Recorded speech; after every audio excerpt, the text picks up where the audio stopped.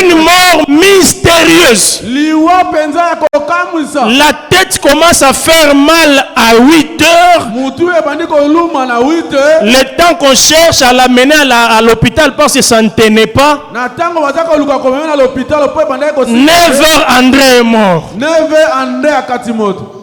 Oh. Et il est mort et directement le corps commence à se dégrader terriblement.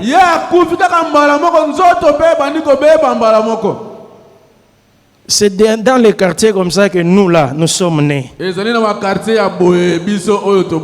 Nous qui ne prions même pas assez. On n'avait même pas encore appris à jeûner. Qu'est-ce qui nous protégeait? Si ce n'est pas Jésus-Christ qui nous protégeait. Nous avons grandi dans des quartiers où chaque nuit il y a des gens qui pleurent. Oh, sous-vêtements, donc une sorcellerie réputée.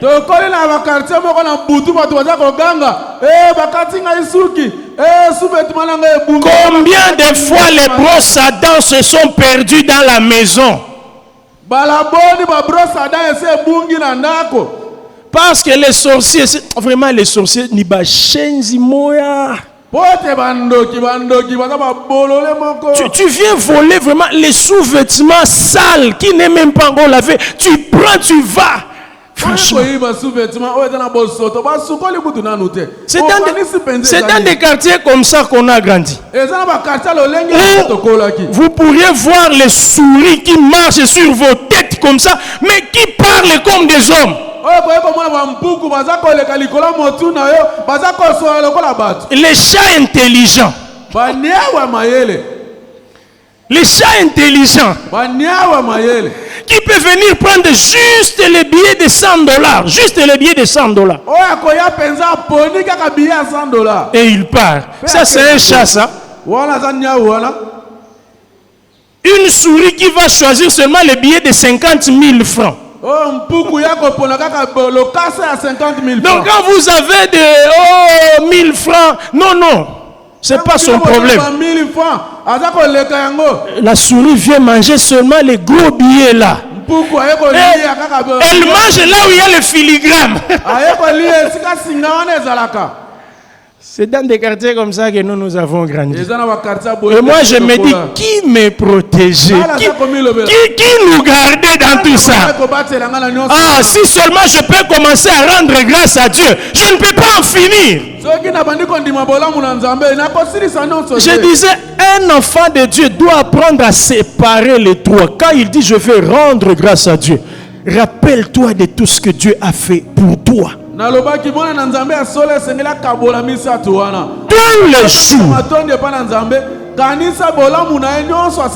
Tous les jours, l'Éternel fait des grandes choses. Si tu te mets à lui rendre grâce, tu peux même oublier d'abord la nature. Tu te regardes toi-même. De ce que tu es une créature merveilleuse, de ce qu'il t'a sauvé. Combien de fois tu as participé aux enterrements des autres? Combien de fois? Je sais que comme tu es là, il y a déjà des appels où tu dois chercher l'argent pour envoyer afin qu'on enterre une autre personne.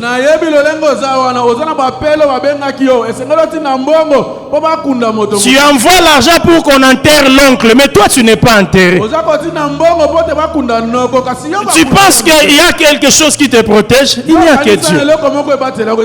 Rendons grâce à l'Éternel pour sa protection, pour sa bénédiction, le souffle de vie, le mariage qu'il nous donne, le travail qu'il t'a donné. Amen. Avant la fin de l'année, beaucoup de gens ont été chassés ici, non? Même des grandes autorités. Qu'est-ce qui a fait que toi on te fasse encore confiance? Quoi? Tu es plus intelligent que tout le monde. Rendons grâce à Dieu. Alléluia. Amen. Alors nous avons parlé de quelques formes d'ingratitude. Quelques formes d'ingratitude. Parmi lesquelles oublier ou minimiser l'importance de l'aide reçue.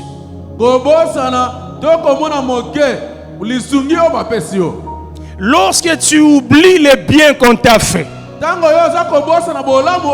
ou tu minimises l'aide qu'on t'a donnée, c'est de l'ingratitude. Ah, vraiment, ça. Moi, j'avais besoin de $1000, il me donne 100. Vraiment, il veut que j'aille les remercier. Ça, c'est l'ingratitude.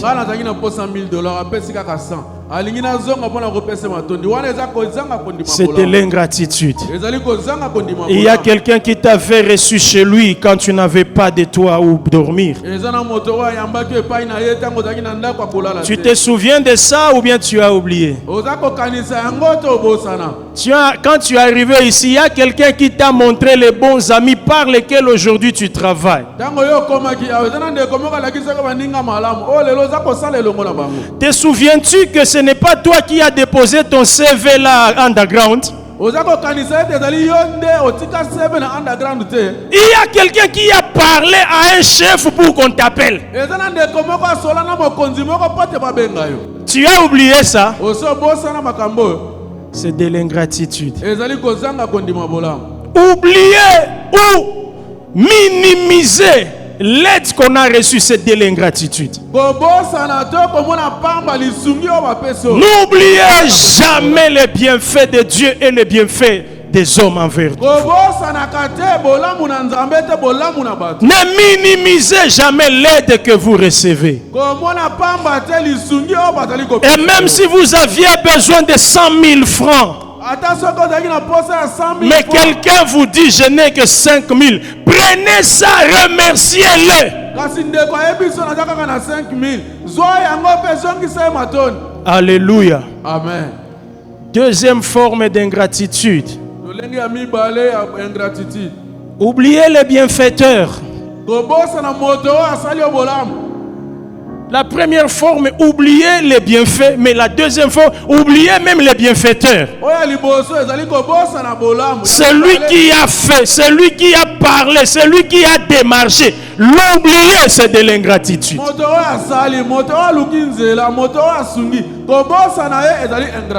Alléluia. Amen. Dans ce que je dis, j'aimerais que tu te retrouves si tu es ingrat ou non.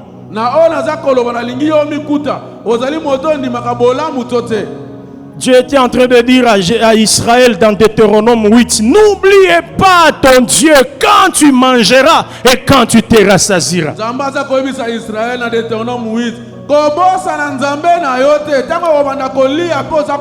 Je vous donne deux exemples de ceux qui ont oublié le bienfaiteur.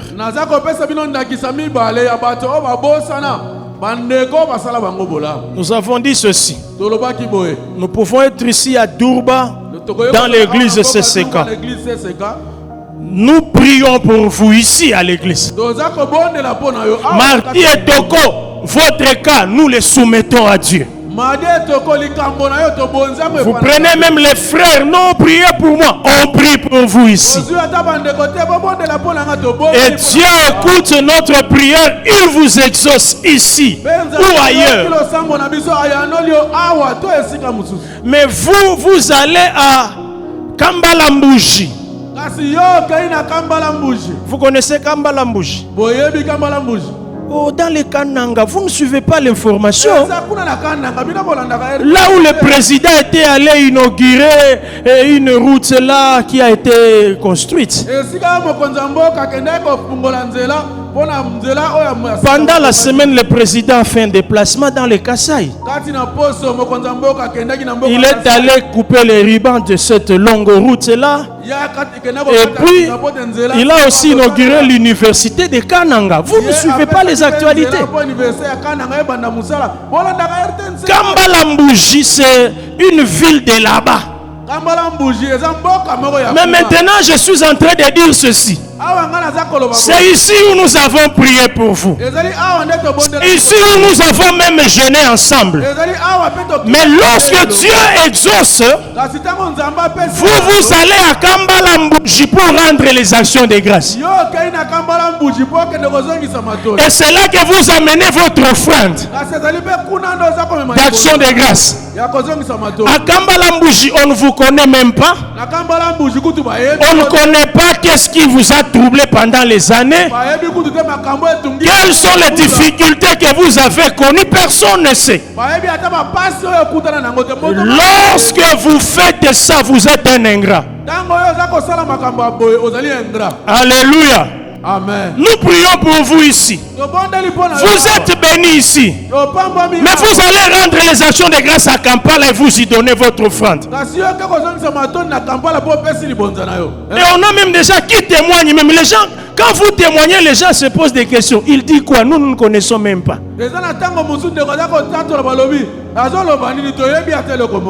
Il faut aller rendre les actions de grâce d'abord là où votre cas a été connu.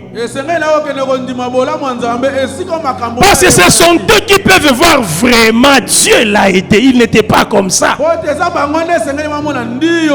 Vraiment Dieu sait répondre aux besoins des gens. Il souffrait ses frères. À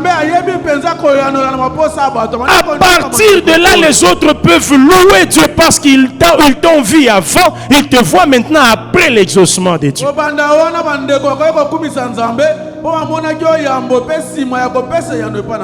Vous allez lire Marc chapitre 5 verset 18 à 20. Où les possédés de Gadara, une fois délivrés, il voulait suivre Jésus. Mais Jésus lui dit, rentre d'abord dans ta famille. Va raconter ce qui s'est passé. Parce que là au moins ils savent comment tu souffrais. Là ils savent les troubles que tu causais là-bas. Et maintenant tu rentres une nouvelle personne. Ce sont eux qui peuvent bien rendre les actions de grâce à Dieu. Alléluia. Amen. Comment on oublie les bienfaiteurs encore? Tu viens, tu dis à une maman, tu connais que ces prières peuvent t'aider. Et maman, vraiment priez pour moi, je souffre, j'ai un cas comme ça. En tout cas, veuillez me mettre dans votre prière. Et cette maman commence à prier, à jeûner, à invoquer le nom de Dieu en votre nom. Et là où tu vas, tu fais des démarches, Dieu t'aide. Dieu te bénit. Mais toi, tu pars même. Tu ne rentres pas dire à la maman qui priait pour toi, maman, vraiment la prière, Dieu a exaucé, vraiment que Dieu soit loué. Tout ce que tu demandais là, Dieu me l'a donné.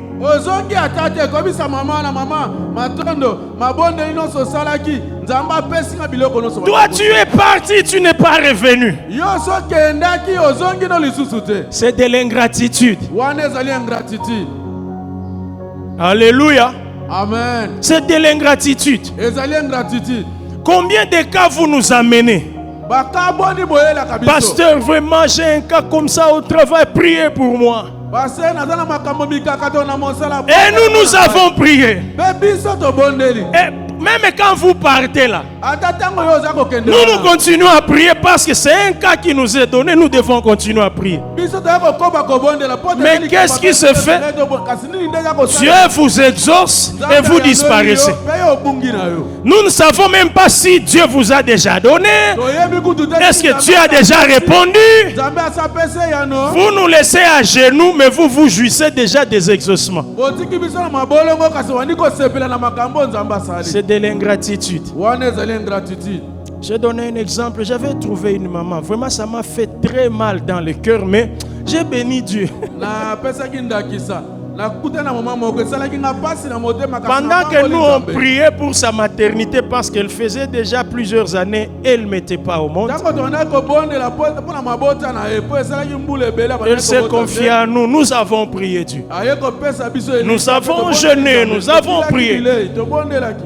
Dieu avait déjà exaucé. Et nous, on était toujours en train de prier. Un jour, je la vois avec un enfant. Je dis, oh, maman, comment ça va? Hey, pasteur, c'est Nilizalaka. Manakia ukuyuaka.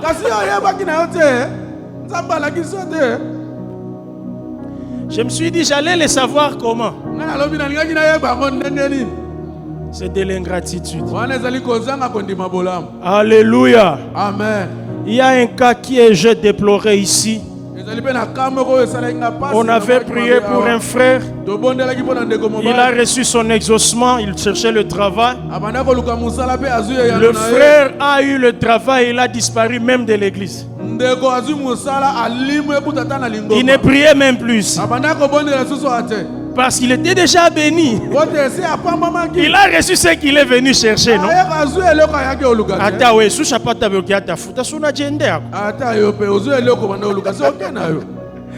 Et c'est comme ça qu'un jour je le rencontre. Il dit, Pasteur Nabando Lukayo, vraiment. Vous savez que vous aviez prié pour moi et Dieu m'avait exaucé. C'est lui qui me rappelle. En tout cas, Dieu m'avait exaucé. J'avais commencé à travailler et vraiment les choses allaient bien. Mais maintenant là, je figure sur la liste des gens qu'on a chassés du boulot. Et maintenant là que je vous parle, même on m'a chassé. Mais je suis venu encore pour que vous priez pour moi. Afin que votre Dieu m'aide. Ancien Emmanuel, vous me donnez quel conseil? Devant un cas comme ça, je fais comment? Je prie seulement. Hein? Il faut abonder la caca. N'abonder la caca. Zamba pambola bino. Amen. Que Dieu vous bénisse. Osala kabiso bongo. Ça c'est de l'ingratitude. S'il vous plaît, ne faites plus ça. Vous allez lire 2 Rois chapitre 4. Verset 1 jusqu'à 7. La femme là, la femme du serviteur, fille des prophètes, qui a rencontré Élisée. Lorsque Élisée lui a dit de rassembler les récipients pour mettre de l'huile, quand le miracle s'est accompli, elle est rentrée auprès du prophète. Elle est revenue pour lui dire, prophète, tout ce que vous avez dit là, ça s'est accompli. Je viens rendre grâce à Dieu.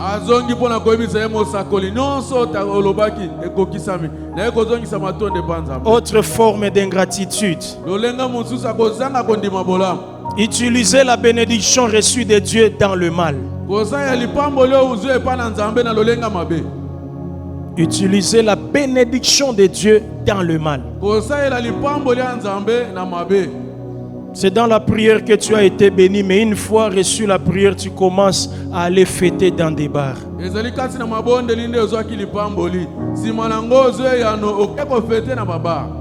Ne fuis pas la prière et l'église une fois que tu as le travail. Non, non. Ça, c'est l'ingratitude. Tu n'avais pas encore l'argent. Tu étais sérieux. Quand Dieu t'a donné l'argent, tu deviens ivrogne. Tu commences même à fumer les cigares, même des grosses cigarettes là. C'est l'ingratitude. Tu étais fidèle avec ta femme quand il n'y avait pas encore un travail de plus de $200. Mais quand Dieu te donne un contrat de 1200, tu as déjà des copines partout, des balles perdues. L'argent de Dieu pour acheter les iPhones des copines. C'est de l'ingratitude. Il ne faut jamais le faire en tant qu'enfant de Dieu. Tu n'avais pas beaucoup d'argent, tu étais fidèle à ta femme. Une fois seulement l'argent, tu commences même à menacer de divorcer.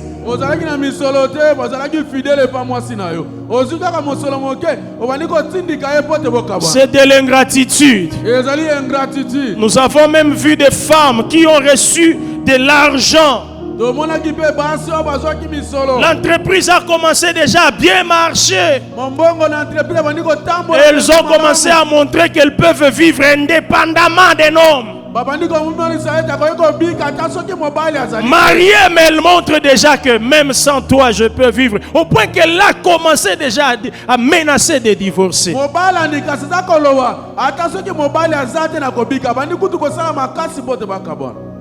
C'est de l'ingratitude. Dieu te donne un diplôme, ne va pas le fêter dans les bars. Si Dieu te donne un diplôme, fête avec les chrétiens, pas avec les païens. Sinon, c'est de l'ingratitude. Ce qui s'obtient dans la prière se maintient par la prière.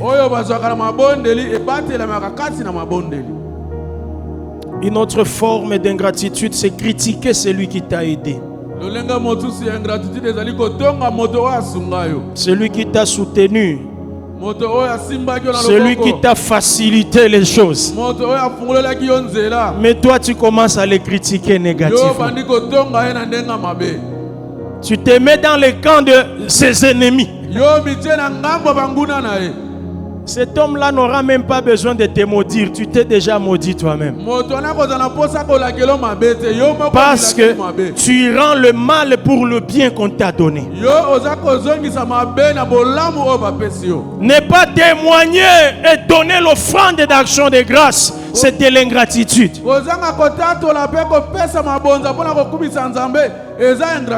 Si Dieu t'a soutenu, on devrait te chasser. Mais on ne t'a pas chassé. Témoigne ça. Donne une offrande d'action de grâce pour ça.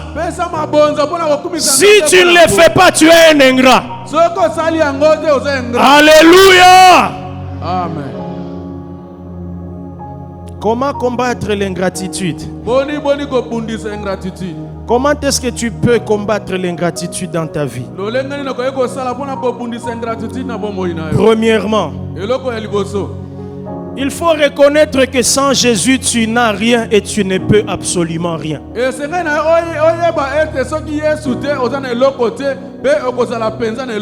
Sans Jésus, tu n'as rien et tu ne peux absolument rien. Si tu ne reconnais pas ça, tu seras un ingrat éternel. Comment combattre l'ingratitude? Je vais finir par là pour entrer dans la Sainte Seine. Pour combattre l'ingratitude, il faut reconnaître que Dieu a utilisé plusieurs ressources pour t'amener là où tu es aujourd'hui. Dieu a utilisé plusieurs ressources pour t'amener là où tu es. Papa Josué, c'est toi qui avais su qu'ici à Kibali, il y a le travail là où on pouvait te prendre. Même l'info, tu ne l'avais pas. Les relations, Dieu a utilisé les autres. Là où il fallait même aller toquer, c'est Dieu qui a utilisé d'autres personnes. Des fois même les inconnus. Maintenant tu te glorifies pourquoi? Alléluia. Amen. Reconnais que Dieu a utilisé beaucoup de personnes, beaucoup de circonstances, beaucoup de choses pour que tu sois ce que tu es.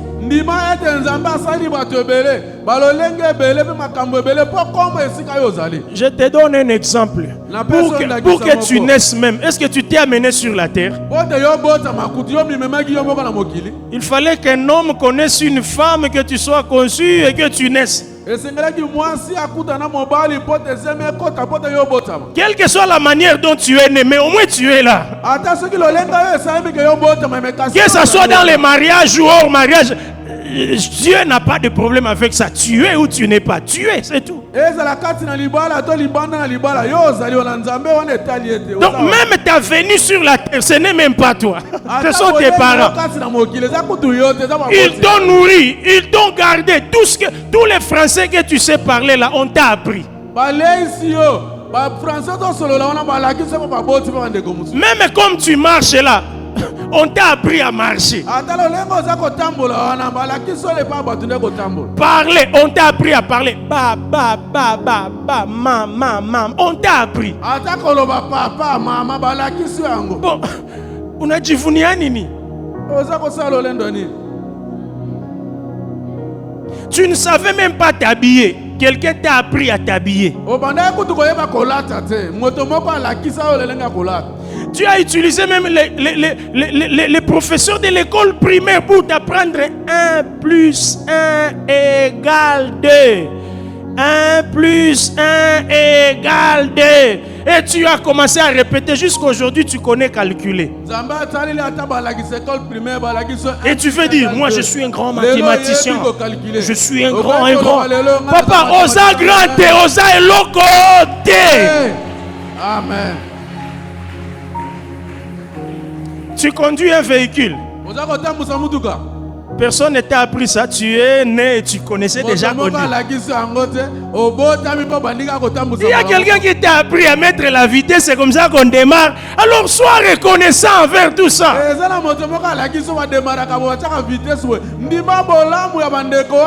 Ce qui est grave même là, le visage que tu portes là n'est pas ton visage. On t'a jamais dit que oh pensa papa na moni mato inde ya maman mais oh pensa papa donc na elongino ozana ngoti eza ya batu papa apesa ki o maman apesa ki. On t'a jamais dit que ton teint là, en tout cas c'est son père. Non, c'est ta tante qui avait ce teint ici. Donc même le teint ne t'appartient pas. Ba epsa yote ke mokuse na ezala kandia papa leki nao. Même qui mukuse ezalaka ya yote. Ozwa ndeko ozwa. Papa, si seulement vous reconnaissez ces choses-là, je ne vois pas comment est-ce qu'on peut être ingrat. Alléluia. Amen. Pour que tu saches chanter aujourd'hui, quelqu'un t'a appris les notes. Quelqu'un t'a appris les notes. Frère Juif Azab. Frère Juif Wabié. Il n'est pas là. Même pour faire... Quelqu'un t'a dit, pas na piga ville fait comme ça. Aujourd'hui, tu vas dire que grand drummer et l'autre côté petit. Et l'autre côté. On t'a appris les béaba. Si seulement chacun reconnaissait cela, nous serons tous humbles. Voyez tel que je prêche ici. Je ne suis pas né avec la prédication. On m'a appris à prêcher. Et chaque jour, j'apprends des autres. Voilà pourquoi chaque jour que je viens à l'église, je suis avec mon carnet et mon stylo. Tout celui qui se tient sur cette chair, je sais que je peux apprendre de lui. Parce que chacun a une onction particulière. Nous apprenons tous les jours des autres. Si on les reconnaît, on sera humble. Est-ce qu'un orgueilleux peut acclamer Jésus?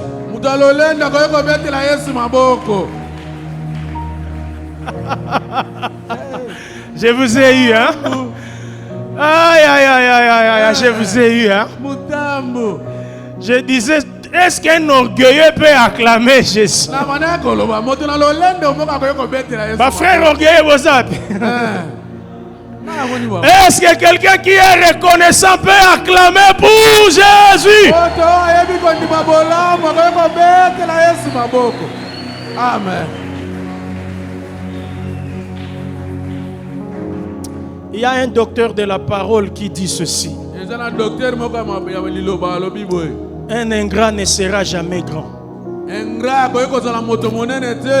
Un ingrat ne peut jamais devenir grand.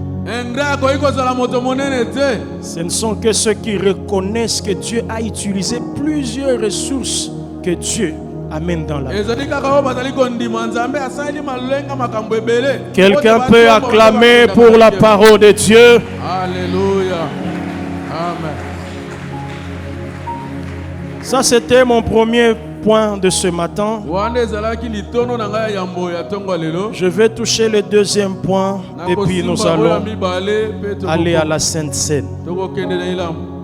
Comment préparer votre cœur à recevoir la Sainte Seine? Je disais au départ de ce message que la Sainte Seine, ce n'est pas comme le repas qu'on prend à midi.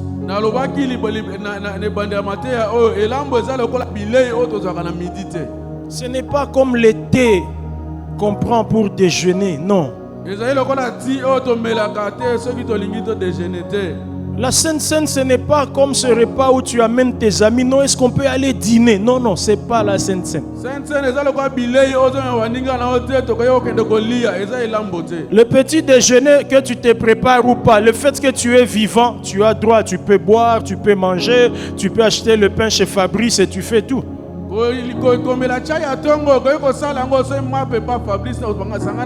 À midi, c'est un droit pour ceux qui travaillent là-bas. Il y a JCS, vous allez manger. Il n'y a pas de critères, tu es seulement agent de Kibali, c'est tout.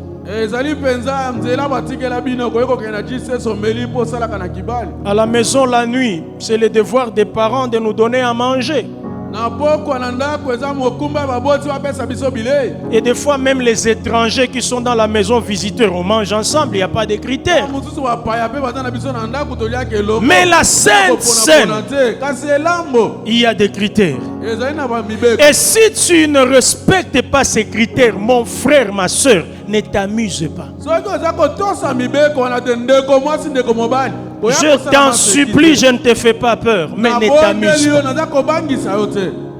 Souvenez-vous quand on avait parlé des malédictions pour les chrétiens. Nous avons dit, dire qu'il n'y a pas de malédiction pour les chrétiens, c'est être ignorant. Il y a des malédictions pour les chrétiens. Entre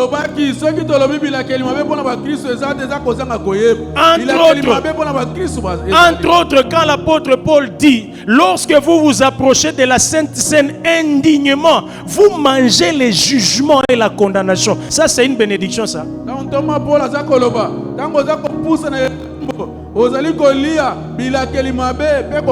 Ne peuvent s'approcher de la scène que ceux qui sont déjà chrétiens. Mais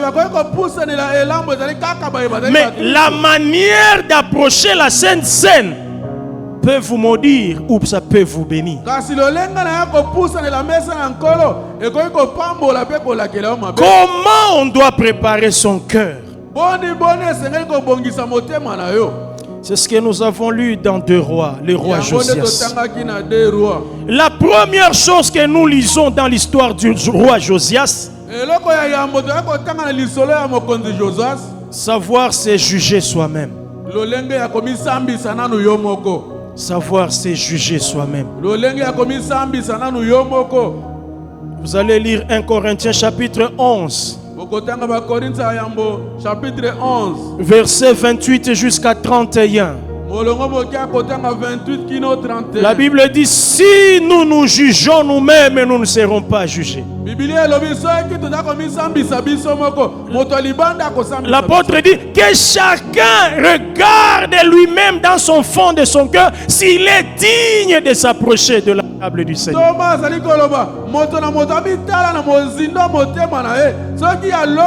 Ce n'est pas moi qui vais te dire non, comme tu es baptisé, comme tu es ancien, comme tu es prophète, comme tu es modérateur, viens. Non, non, je n'ai pas le droit de te le dire.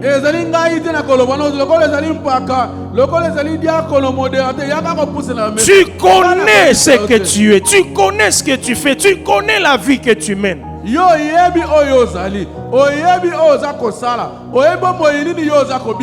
où tu dors, je ne sais pas. Ton téléphone, je ne le connais pas. Qu'est-ce qui est dedans? Où est-ce que tu vas? Je ne sais pas. Mais toi et Dieu et Satan, vous connaissez.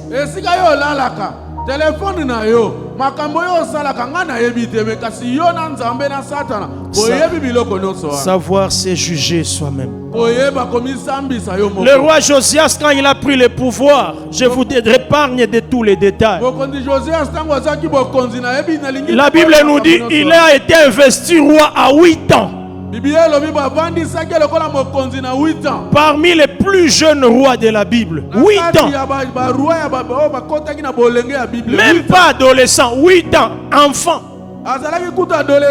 Mais la Bible dit il s'est engagé à chercher la voie du Seigneur. C'est comme ça qu'il a envoyé faire voir les sacrificateurs Ilkija. Il leur a dit, il allait lui dire de récolter l'argent pour aller soutenir la construction du temple. Et quand on a commencé à récolter l'argent, le sacrificateur a trouvé les livres de la prophétie dans le temple. On a amené ces livres auprès du roi Josias. Et quand on l'a lu, c'était une prophétie qui disait comme vos pères ont abandonné Dieu, comme ils se sont prosternés devant les idoles, comme ils ont chassé le trône de Dieu à Juda, je vous frapperai. J'enverrai les étrangers pour vous étrangler. Vous allez être chassés de votre territoire. Vos femmes seront violées, vos enfants tués. Et le roi Josias, quand il a lu ces livres, la Bible dit il a déchiré ses habits. Mais il ne s'est pas arrêté là. Il a dit allez consulter la prophétesse Hulda. Peut-être elle a une autre interprétation de ce qui est écrit ici. Et la prophétesse a dit allez dire à l'homme qui vous a envoyé que tout ce qui est écrit dans ce livre va s'accomplir. Le peuple sera tué. Vous serez chassés de votre territoire. On va détruire vos champs. Vos maisons seront détruites. Les morts seront comptés à milliers de personnes. Mais la prophétesse dit mais toi Josias, parce que tu as déchiré tes habits, parce que tu as reconnu le mal, parce que tu t'es humilié, parce que tu as pleuré devant la face de Dieu, toi je vais t'épargner. Alléluia. Amen. Qu'est-ce qui a poussé au roi Josias de s'humilier? Parce qu'il a reconnu le mal, pas de son mal, mais le mal de son peuple. Le mal, le péché de ses parents, le péché de ceux avec qui il vivait. Lui, en réalité, il s'est dit, je ne suis qu'un élément dans l'ensemble. Et si c'est l'ensemble qui a péché, quand Dieu va vouloir détruire l'ensemble, je ne vois pas comment moi je vais échapper. Et comme Dieu m'a mis à cette posture de roi, j'ai au moins le pouvoir d'implorer Dieu, il va écouter.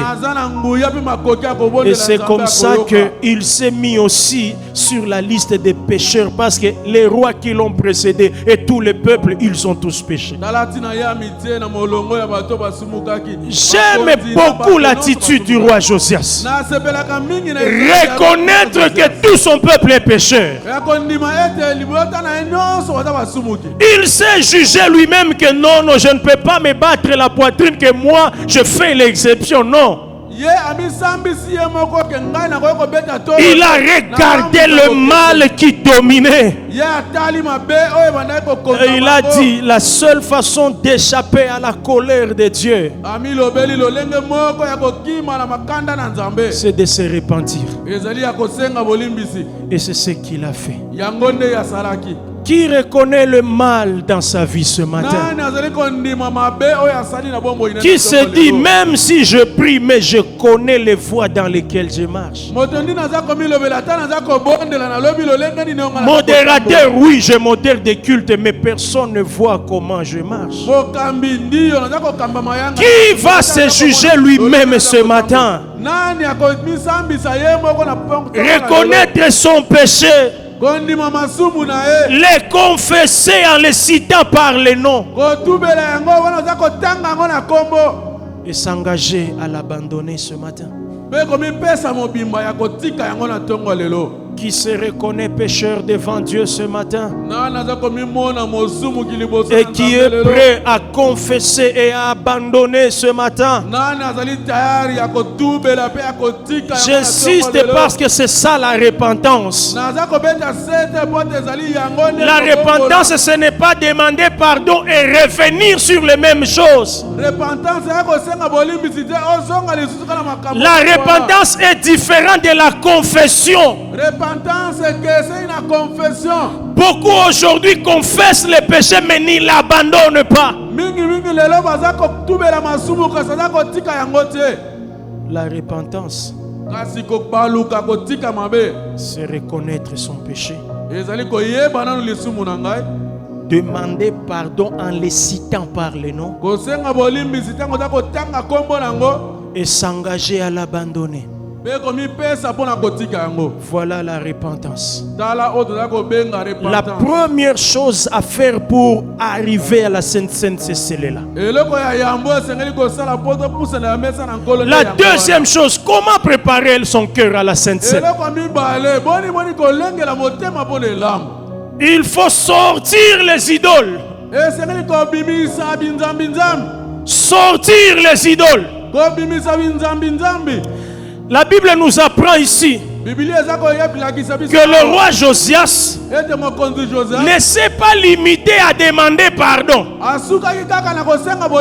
Il savait que aussi longtemps que nous demanderons pardon, mais il y a encore les autels d'Astarté, il y a encore les autels des sorciers, des démons ici, on péchera encore.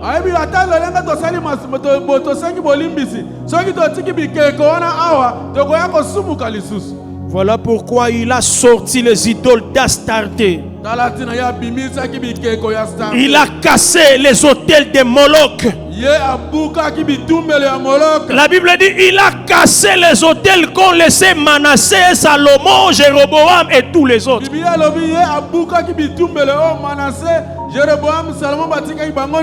Rappelez-vous que le roi Salomon avait construit les autels pour toutes les divinités de ses femmes. Salomon avait 1000 femmes dans sa vie. Je veux dire répertoriées. Et chaque femme, il lui avait construit un hôtel, une idole, pour que les gens de sa tribu viennent se prosterner devant cette idole. Alors, le roi Josias s'est dit, je ne vais pas seulement demander pardon, mais aussi longtemps qu'il y a ces idoles laissées par le roi Salomon, nous serons toujours en train de pécher.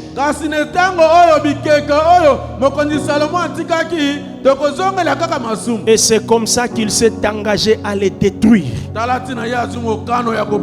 Vous allez lire 2 Rois chapitre 23, 4 à 20.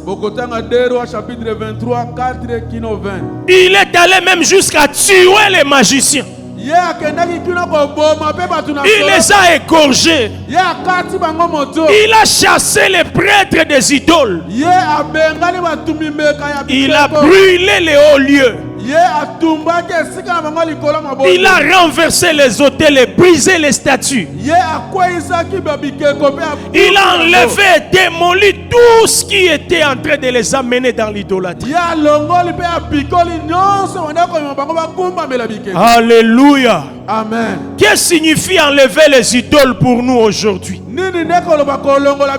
Qu'est-ce que signifie ôter les idoles? Bien-aimés, vous avez cru en Jésus. Vous avez été baptisé peut-être. Peut-être vous faites partie déjà d'un département. Mais vous n'avez pas encore abandonné l'immoralité sexuelle. Vous vous justifiez par la faiblesse du corps. Vous avez encore des copains, des copines. Vous êtes encore accroché à l'alcool. Vous buvez, mais vous vous appelez chrétien. Ce sont des hôtels dans la vie. Vous êtes chrétien, mais vous avez des bandes, des cassettes, des films pornographiques. Vous priez, mais vous avez encore beaucoup de musique mondaine que vous écoutez chaque jour. Ce sont des idoles.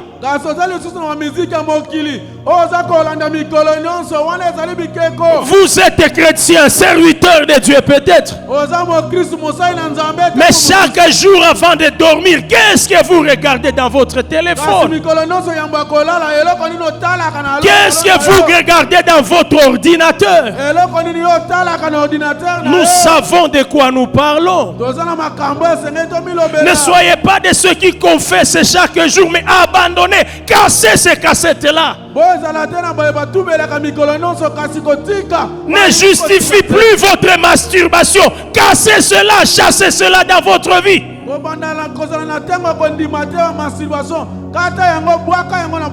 Parce qu'aujourd'hui, il y a des gens qui se justifient, mais jusqu'au moment où je me marierai, comment est-ce que je serai en train de gérer ma sexualité?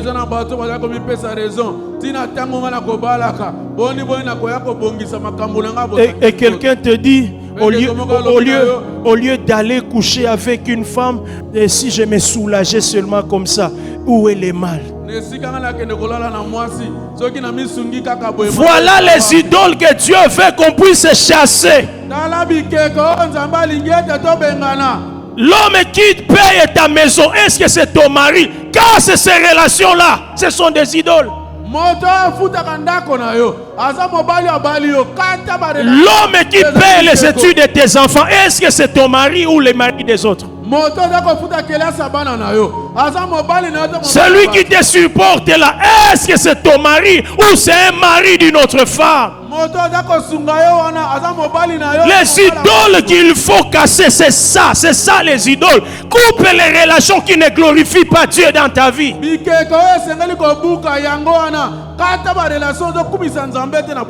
te justifie plus. Tu ne peux pas être deuxième, troisième bureau d'une autre personne. Toutes les relations qui coupent ton lien avec Dieu, c'est une idole. Donc je vais dire ce matin ceci. Si tu as cru Tu es baptisé. Tu sers Dieu. Mais il y a encore des idoles, des péchés que tu continues à mener. Je ne te conseille pas de prendre la Sainte Seine.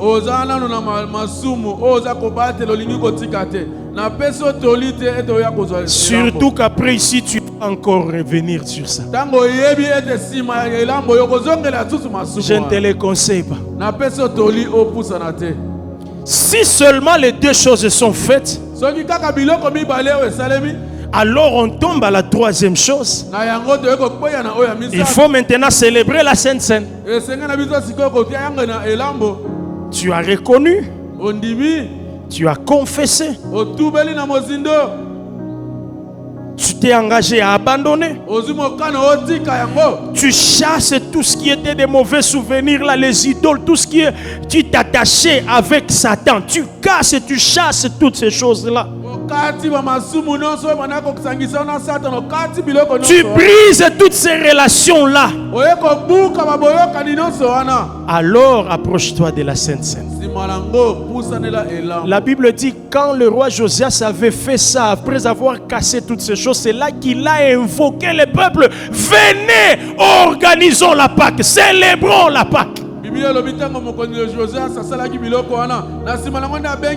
ne célèbre pas la Pâque alors qu'il y a des statues. On ne célèbre pas la Pâque alors qu'il y a des magiciens. On ne célèbre pas la Pâque alors qu'on est dans une relation qui ne glorifie pas Dieu. On ne mange pas le corps du Christ et le sang de Jésus alors qu'on est sous l'art.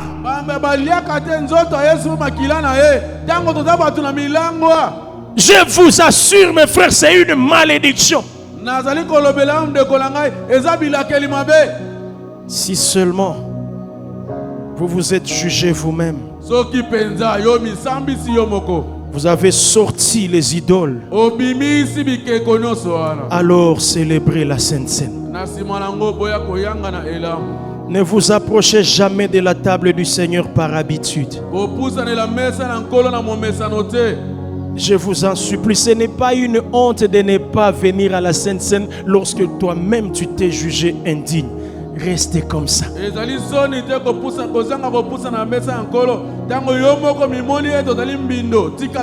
Et même si vous êtes serviteur de Dieu,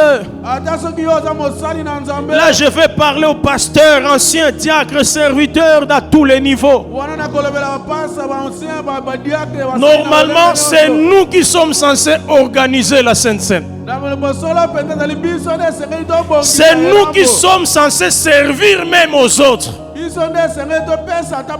Mais si moi je me juge indigne, je ne vais pas m'approcher. Même si on m'appelle, même si on me dit hey, pasteur viens, si je trouve que non, avec ma femme ça ne va pas, il y a des choses que je n'ai pas encore confessées, je n'ai pas encore abandonnées. Je ne m'amuse pas de m'approcher.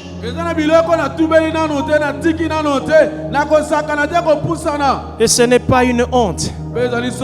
C'est juste craindre Dieu. C'est juste respecter les sacrés. Alléluia. Amen. Écoutez ce que la Bible dit. Il est arrivé une fois où le roi Ézéchias avait préparé la Pâque. Il dit par exemple, le dimanche 1er février, nous allons fêter la Pâque. Mais comme il y a des critères, la Bible dit ceci. Le roi a observé que même si la date était arrivée, mais beaucoup de sacrificateurs ne s'étaient pas sanctifiés. Le peuple n'a pas marché dans la crainte de Dieu. Et le roi a dit, même si c'est un programme, Mais comme les critères ne sont pas remplis, on reporte la Sainte Seine. C'est ce que nous avons lu dans 2 Chroniques chapitre 30. La Bible dit ceci. Parce qu'on est en train de finir. Le roi, ses chefs et toute l'assemblée avait tenu conseil à Jérusalem afin que la Pâque fût célébrée au second mois. Mais écoutez, la Bible dit ceci. Car on ne pouvait pas la faire en son temps. On avait donc reporté. Et la raison c'est laquelle? Parce que les sacrificateurs ne s'étaient pas sanctifiés. Si les sacrificateurs ne sont pas sanctifiés, les diacres, les anciens, les pasteurs, tous ceux qui doivent préparer le pain et le vin ne marchent pas dans la sanctification. Amen. Il faut reporter la Sainte Seine. Alléluia. Amen. Est-ce que quelqu'un peut acclamer pour cette parole? Je voulais dire à l'église ceci. Il peut arriver que dans le programme, il y a Sainte Seine. Mais si nous observons que naba conflit oyo ba mama bazana kati na lolenge kora les otambola boye na ba profession nzamba azopesa na ba ancien oyo basango tozoyoka. Ça ne sert à rien de faire la Sainte Seine, on reporte. C'est la Bible. C'est la parole de Dieu. Alléluia. Amen. On l'a reporté. Et maintenant la Bible dit la 4e chose qui est ma conclusion. Lorsque le roi a trouvé que l'état était maintenant convenable, après avoir confessé, après avoir brisé les autels, et quand il a organisé la Sainte Seine, la Bible dit quoi? Aucune Pâque pareille n'a été organisée depuis les temps des juges, même le roi. La Bible dit Pâque ya boye ezala jamais. Amen. Pourquoi? Parce que ça a été préparé spirituellement. J'aimerais que ce matin, cette Pâque soit la meilleure des Pâques que tu auras connue dans ta vie. J'aimerais que la Sainte Seine que tu vas célébrer aujourd'hui soit la plus onctueuse de ta vie. Soit la Sainte Seine qui va plus t'impacter que tout ce que tu as déjà connu comme Sainte Seine dans ta vie. S'il y a encore des dossiers non résolus dans ta vie, que la scène de ce matin te donne solution.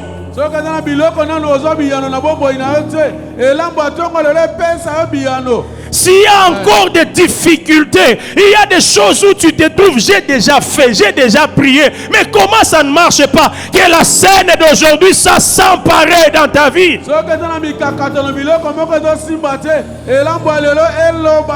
Que ce soit la Sainte Seine la plus puissante de ta vie au nom de Jésus.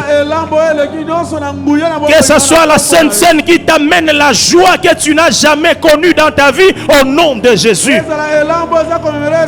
Que ce soit la Sainte Seine qui accomplit des miracles que tu n'as jamais vécu au nom puissant de Jésus. Que ce soit la Sainte Seine qui va plus t'impacter dans ta vie. J'aimerais que tu commences déjà à t'approcher du Seigneur. Par rapport à tout ce que nous venons de dire, tu te places où? Est-ce que tu reconnais qu'il y a des choses pour lesquelles tu dois confesser? Si tu reconnais qu'il y a des choses pour lesquelles tu dois confesser, commence déjà à confesser devant Dieu. Ne regardez pas les hommes, nous sommes déjà dans la Sainte Seine. Regarde plus ta vie. Nous avons dit il faut savoir se juger soi-même. Ne te compare pas aux autres. Vous pouvez être dans un même groupe, mais vous n'êtes pas les mêmes. Vous pouvez servir Dieu ensemble, mais vous n'êtes pas le même spirituellement. Commence déjà à arranger votre vie avec Dieu. Nous sommes devant toi, Seigneur. Merci pour ces moments où tu nous remets encore à la balance par rapport à notre relation avec toi. Ta parole, c'est ce miroir devant lequel nous nous regardons et nous pouvons savoir si nous sommes dignes ou pas. Seigneur, je t'en supplie, qu'est-ce qui peut m'empêcher moi de m'approcher de ta table ce matin? Ta Bible nous dit qu'ils ont tous péché et ils ont été privés de ta gloire. Qu'est-ce qui peut me priver de ta gloire ce matin? Parle à mon cœur, parle à mon âme, parle à mon esprit. Qu'il n'y ait rien qui me prive de ta gloire, oh Dieu. Qu'il n'y ait rien qui me prive de ta gloire ce matin. Mais que je sois digne devant toi. Digne, oh Seigneur. Merci de purifier et de sanctifier mon cœur. Merci Seigneur de laver toute mauvaise conscience devant toi. Merci de purifier tout ce qui pourrait se cacher. Qu'il n'y ait rien qui se cache dans mon cœur, dans mon esprit. Mais que je sois pur. Dans le nom de Jésus-Christ.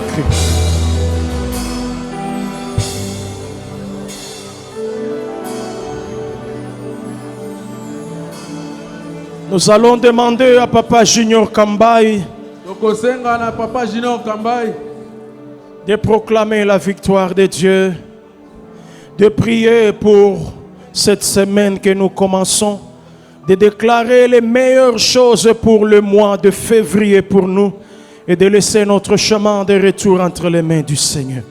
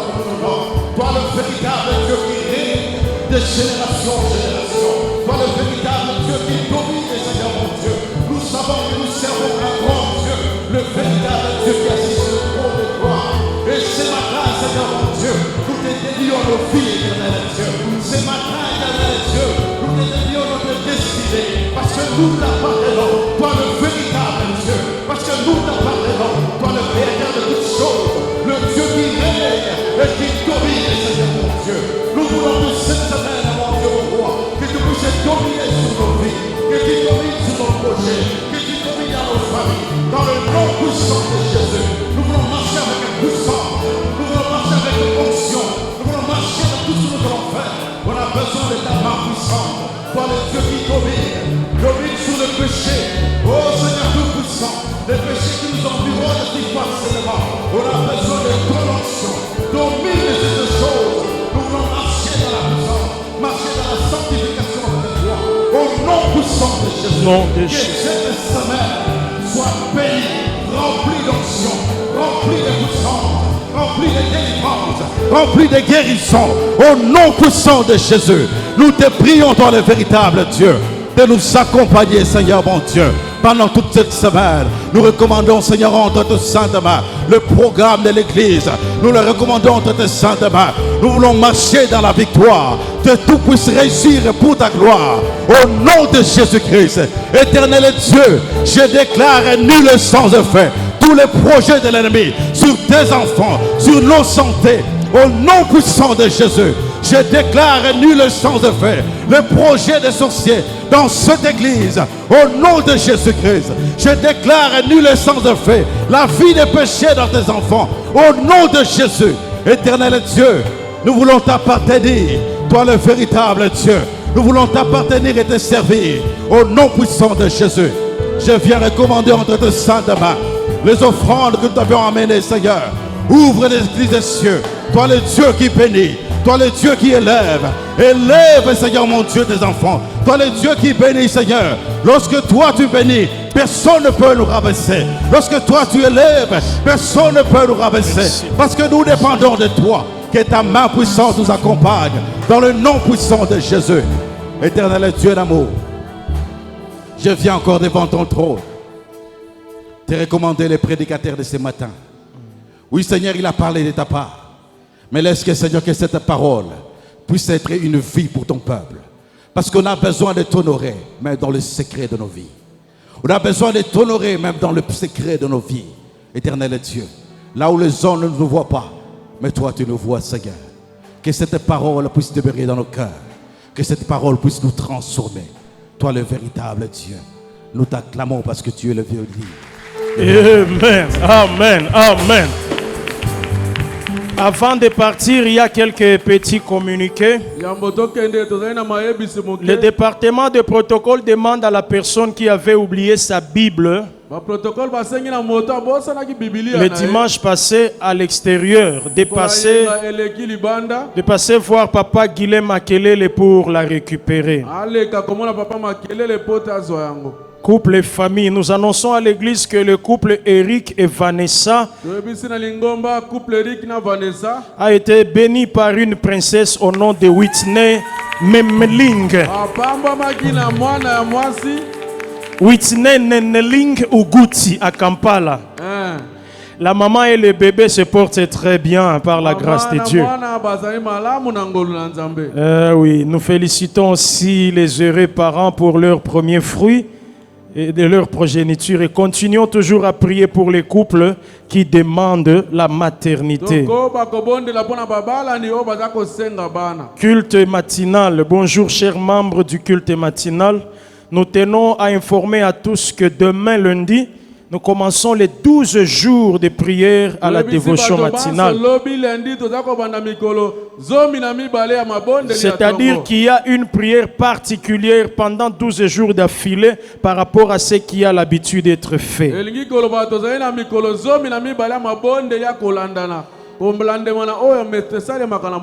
Ah, il y a un communiqué commercial. On ne peut pas faire passer un communiqué commercial à l'église.